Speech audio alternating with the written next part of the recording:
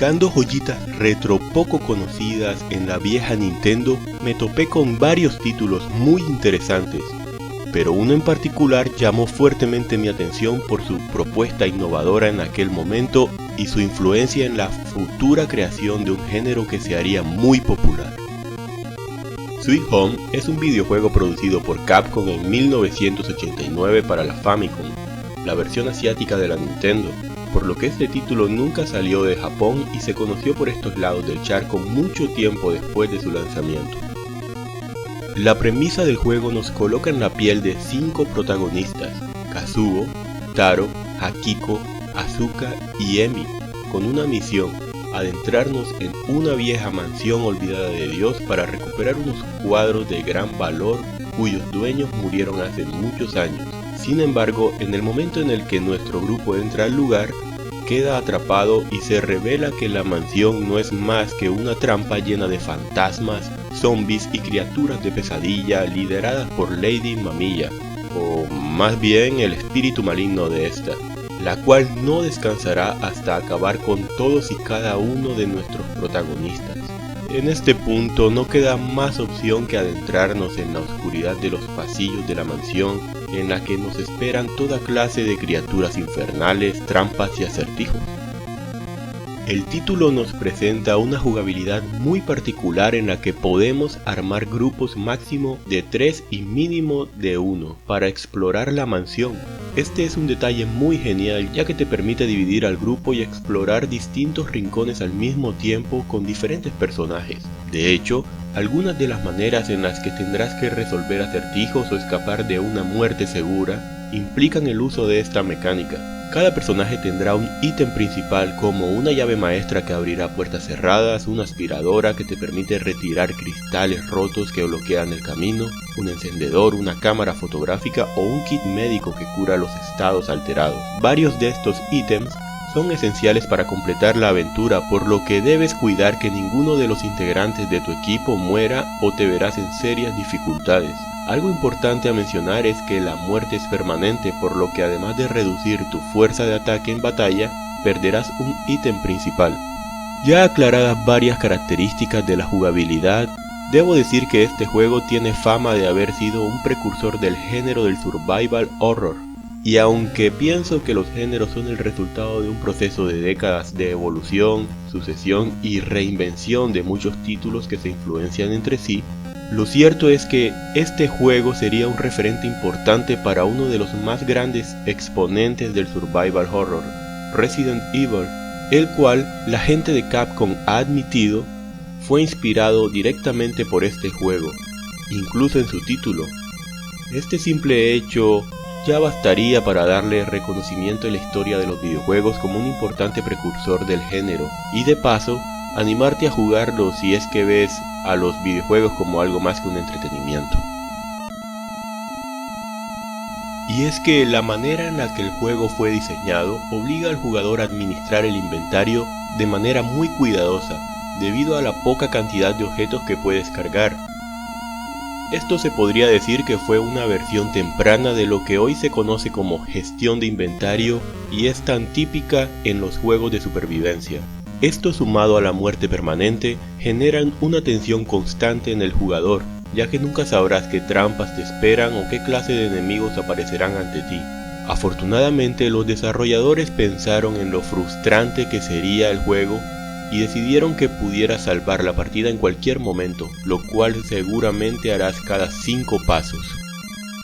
Las peleas se dan a través de encuentros aleatorios en el mapa mientras te desplazas, y se desarrollan de una manera muy similar a las del viejo Dragon Quest, enemigos vistos en primera persona y los comandos de atacar, correr o herramientas. Un comando muy particular es rezar, el cual inflige daño al enemigo dependiendo de cuán llena logres detener la barra, pero asimismo gastará los puntos que utiliza. Una curiosidad es que rezar también interactúa fuera de las peleas con objetos de la mansión, como una especie de fuerza sobrenatural, y es esencial si deseas resolver los enigmas y puzzles del juego.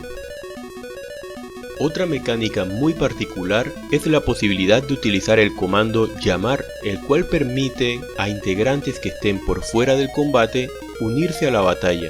por lo que tendrás que guiarlos al lugar donde ocurre la pelea. Esta sería la única forma de luchar con los 5 personajes a la vez en el mismo equipo, y resulta muy útil a la hora de curarlos a todos si llevas tónicos en el inventario. Algunas trampas con las que te encontrarás durante la exploración de la mansión funcionarán de manera similar a un Quick Time Event. Aquí tendrás que decidir rápidamente por una de varias opciones para evadir el daño de trampas y enemigos.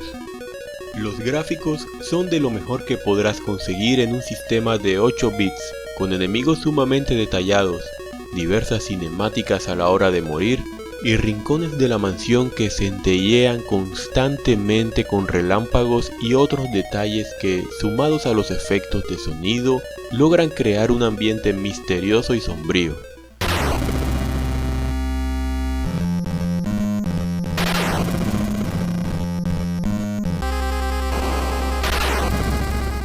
Y hablando de ambientes, la música juega un papel muy importante en este aspecto, con temas como el de las cavernas que te hacen sentir realmente incómodo y a la expectativa de que algo malo va a ocurrir.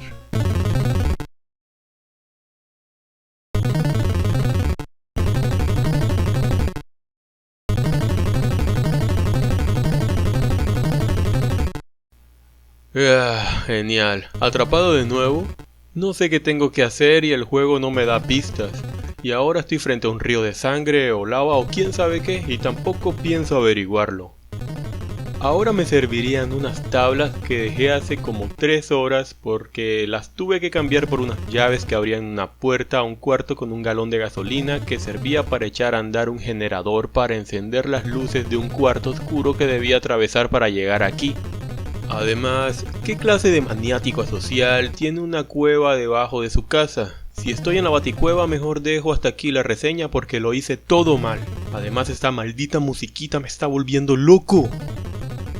Pues nada, iré por las tablas a ver si de casualidad funciona.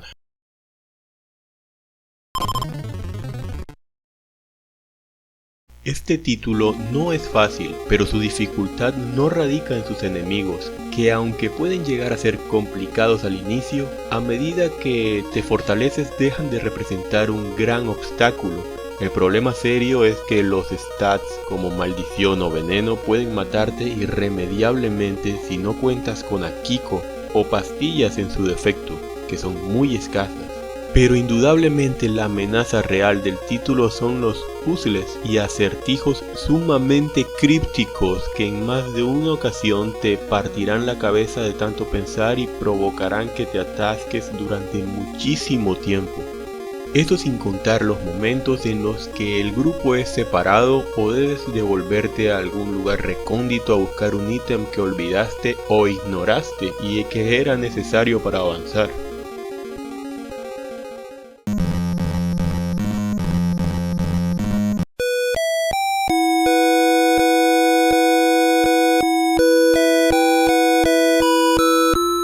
Existe una película del mismo nombre en la que se basó el juego y comparten tanto personajes como trama, aunque difieren tanto en el desarrollo de sus historias como en el final, que en el juego son 5 distintos.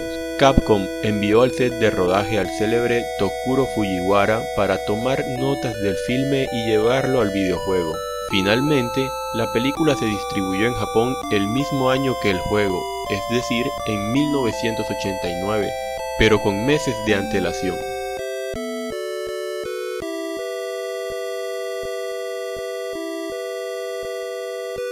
Como reflexión final quiero decir que luego de haber completado el juego, es muy clara su influencia en muchos aspectos del género. Sin embargo, pienso que el juego vale mucho la pena por sí mismo, sin necesidad de asociaciones con otras franquicias, y es totalmente relevante dentro del catálogo de la Nintendo por la calidad que ofrece, con mecánicas que llenan de dinamismo a la jugabilidad, buenos gráficos y sonido, y una ambientación única teniendo en cuenta su género. Aunque te advierto, algunos puzzles son muy frustrantes, al punto que a veces tendrás que deducir cosas por tu cuenta, ya que el juego no te da ni una pista. Te recomiendo jugarlo si eres fan del survival horror, o deseas profundizar en los orígenes y la historia del género.